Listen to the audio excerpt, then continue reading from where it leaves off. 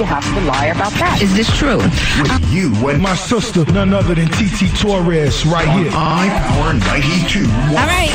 As promised, my interview with Erica from Love and Hip Hop. It's nice to have you on the show.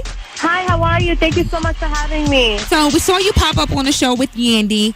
How long have you two known each other? Actually, me and Yandy never really knew each other prior to this. I was just actually reaching out to her for possibility of maybe representation. It was just maybe a consideration more than anything. So on the show, you mentioned that you are a model, you are a actor, you are a singer. Well, you're trying to become a singer. Emphasis on trying. Now, do you have a single coming out? Have you ever put out any music before? My single is not out yet. You guys can actually wait for that this summer. I will be dropping. We saw you sing for Rich Dollars on Love and Hip Hop. I don't even know how to politely say this, but you weren't that great of a singer. Let me just be straight up honest with you. Did Rich pick you up as a client? Did anything materialize from that brief audition you did for him? I can't really speak on that, but what I will say is that we have a lot of things brewing up. I'm really excited about, how everything is kind of like falling into place as far as with my career and everything else I have going on. It's just unfortunate that you guys only really got to see, I guess the worst side of me, which, best of my emotions, kind of took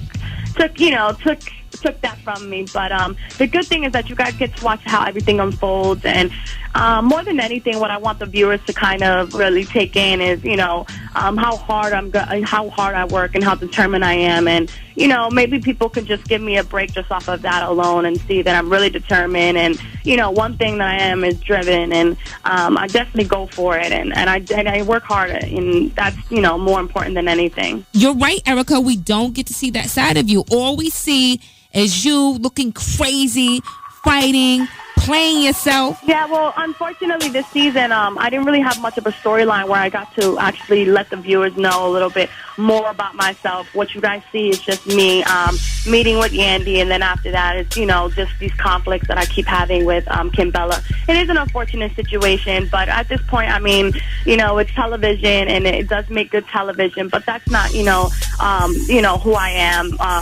There's more dynamics to me, and that was the whole reason of me taking on and being on the show, is to kind of show the different dynamics of, especially what I'm about and how I've done things and how I've, made everything happen for me in my career. So I will say it did backfire on me. But what career, Erica? That's what I'm confused about. Like, you sit here and you talk about this career, and you talk about, being a model, and what Kimbella does is not modeling. But as I'm looking at pictures of you on the internet, you're doing the exact same thing Kimbella is doing. You're showing your ass, you're showing your boobs, like, you're getting photographed in lingerie as well. So it's like, I'm totally confused on why you have a beef with Kimbella when you do the exact same thing Kimbella does. One thing I do make sure is that everything that I do is tasteful, and, it's just done, in the right way. It's more about the tastefulness and how you deliver things. Okay. You know what I mean? So to me, it all looks the same. Listen, Erica, I got to take a quick break. If you are just tuning in, everybody, we're talking to Erica from Love and Hip Hop. We'll be back at iPower 921. You got that Generation X mobile app yet? One click, and you can hear your favorite hip-hop and R&B. Hip-hop and R&B. Like...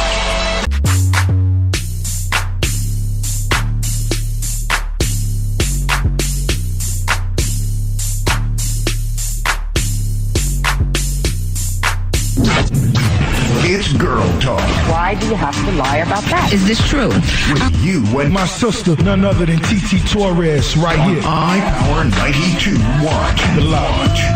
Everybody, if you are just tuning in, and we're talking to Erica from Love and Hip Hop. I guess when we first met you, Erica, at that first meeting when Kimbella threw a glass at you, it just seemed like from the jump that you had an issue with her. Like, something was there that we didn't get to see. Like, it was like an underlying problem. If you guys notice, if you go back to that scene, when I get to the, location, I was in a great mood. I said hi to the girls, and, I was expecting to have a great day. A lot of the dialogue from that particular scene wasn't put into the show. So what you guys see is just me reacting off of, what was said that wasn't put in, and, in a comparison. I kind of felt at that time a little bit, it wasn't a comfortable feeling, because for years, this is what I've been trying to, like, keep myself away from and just prove that, listen, yeah, I did that. I did videos and I did King and show, but guess what? I've also done this and this and that. Not saying that I'm better than anybody, but what I'm saying is that I definitely take pride in everything that I've done because I've done it in a tasteful way. You know, I've never settled. I never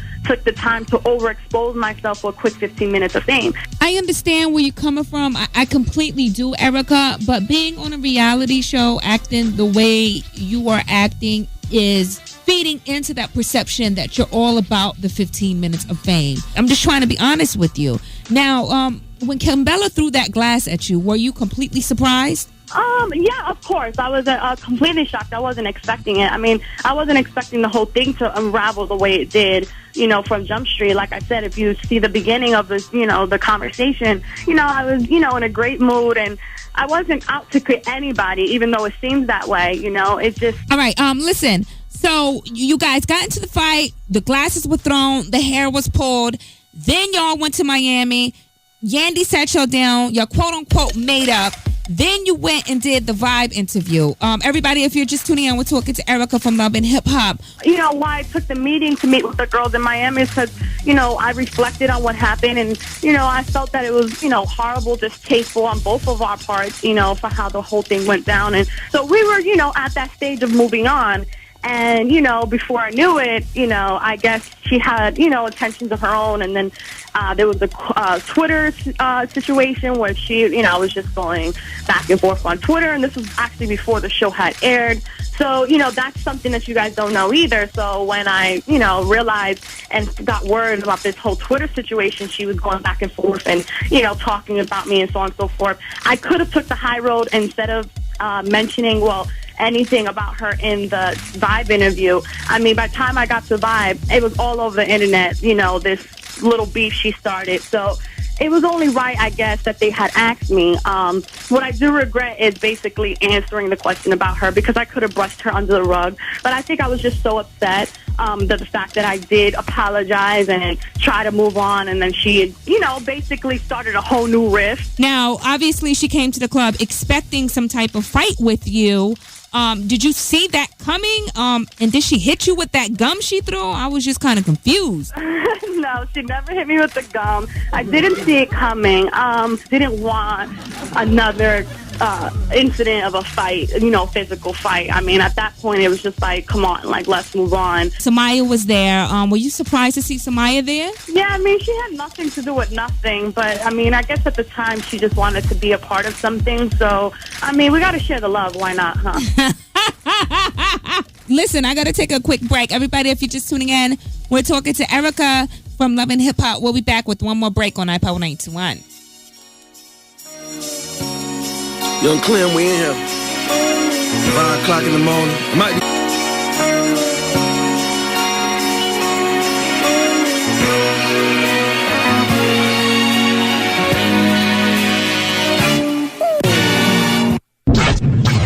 It's girl talk. Why do you have to lie about that? Is this true? With you and My sister, none other than Torrez, right here. iPower 92.1. The Lodge. Yep, the girls are talking. If you are just tuning in, we're talking to Erica from Love and Hip Hop.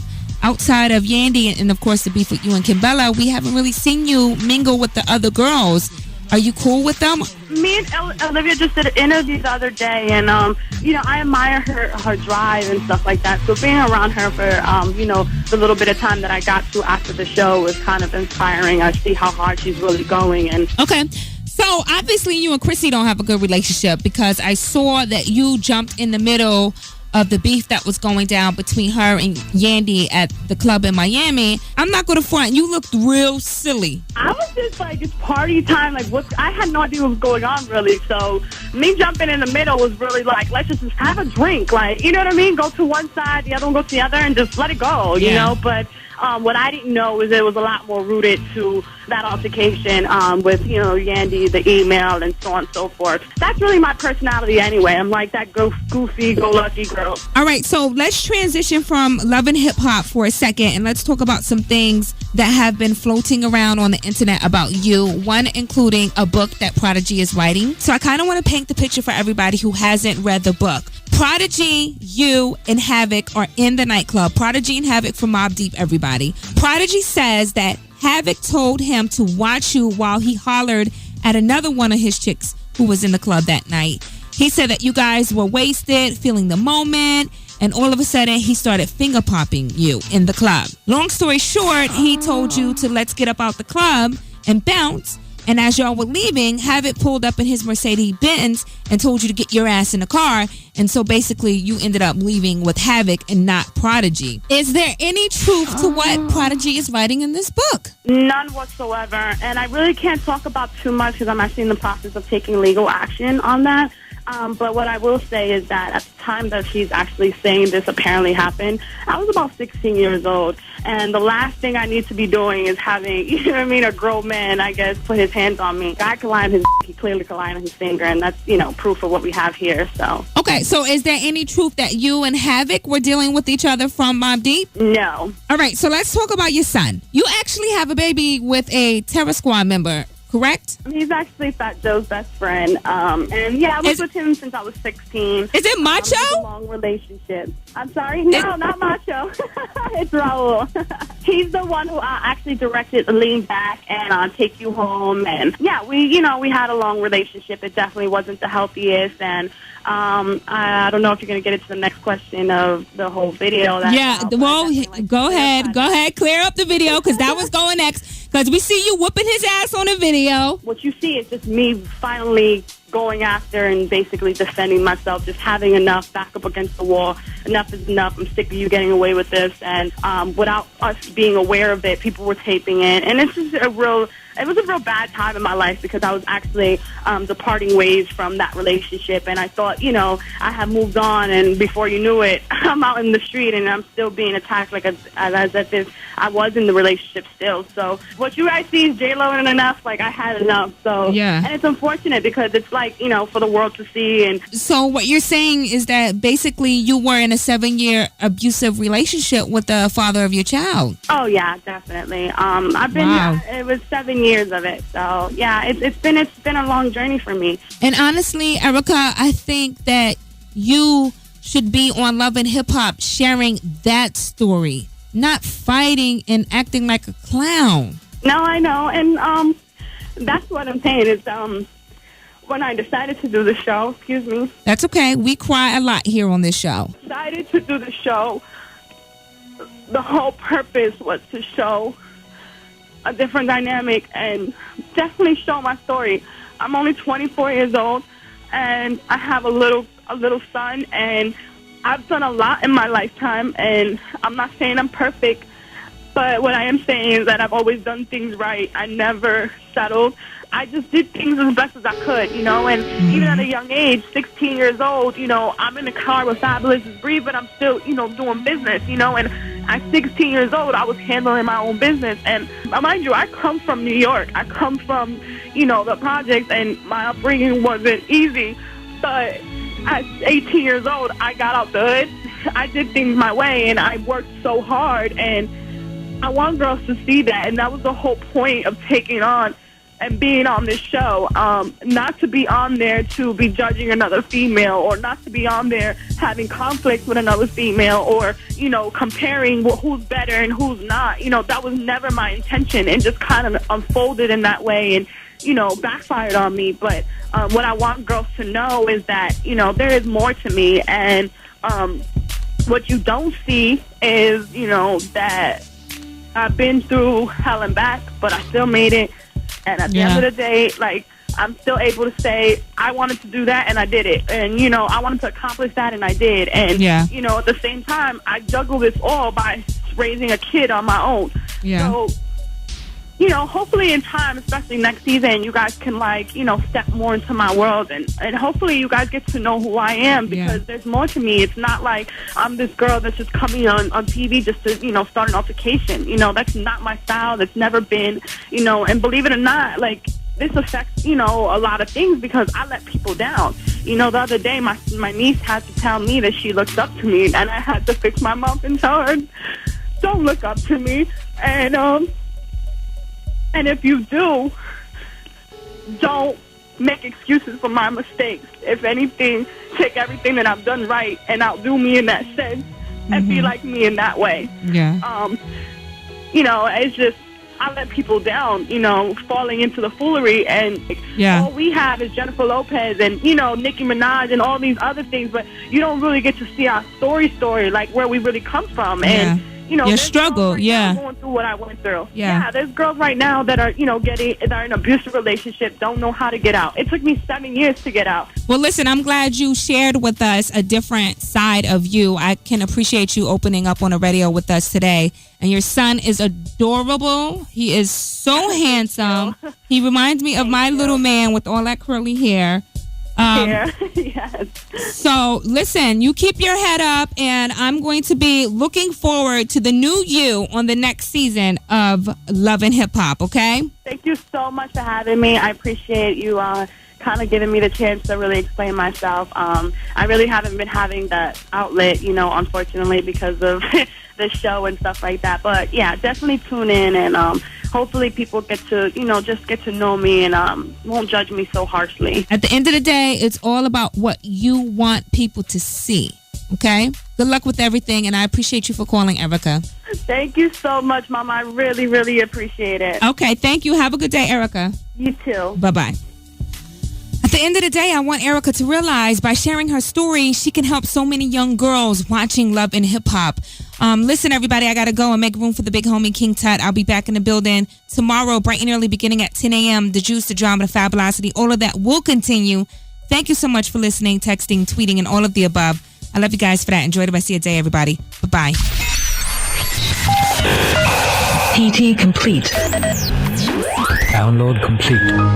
Goodbye. The Rush Parr Morning Show. I don't know if y'all saw this, but Deion Sanders and his wife, Pilar, it's